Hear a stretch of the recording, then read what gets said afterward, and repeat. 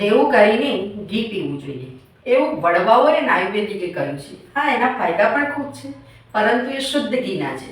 જો તમે બહારથી ઘી મંગાવતા હો તો એની શુદ્ધતાની ચકાસણી તમે ઘેર બેઠા કરી શકશો, અને એ પણ કોઈ સાધન કે સમય બગાડ્યા વગર. હા, હું તમને 3 ટિપ્સ આપું છું. એમાંથી કોઈ એક ટિપ્સનો ઉપયોગ કરી અને તમારું ઘી કેટલું શુદ્ધ છે એની ચકાસણી કરી શકશો. નંબર 1, પહેલી ટિપ્સ છે કે આ ઘી ચોખ્ખું છે, ઘરનું બનાવેલું છે.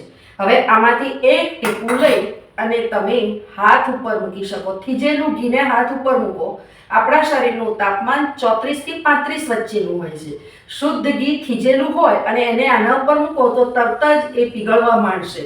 આ શુદ્ધ ઘીની પહેલી નિશાની છે. નંબર 2, અશુદ્ધ ઘી હશે તો ઝડપથી નહીં પીગળે, શુદ્ધ ઘી ઝડપથી પીગળશે. નંબર 2, જ્યારે પણ શુદ્ધ ઘીને ગરમ કરો, જે બહારથી મંગાવ્યું હોય એને ગરમ કરો તો એના ઉપર એકે પરત નહીં આવે, એ કણીદાર જ રહેશે. થીજ્યા પછી પણ કણીદાર રહેશે. જ્યારે અશુદ્ધ ઘી હશે તો એના પર 1 થી 2 કે એનાથી વધારે એક પાતળી પરત આવી જશે. અને નંબર 3, જો ઘી અશુદ્ધ હશે તો એને પાણીમાં નાખવાથી થોડો સફેદ કલર ધારણ કરશે, અને શુદ્ધ ઘી હશે તો એ પાણીમાં ઉપર તરશે. આ 3 ટિપ્સમાંથી કોઈ પણ એક ટિપ્સનો ઉપયોગ કરી તમારું ઘી તમે જાતે ચકાસી શકો છો.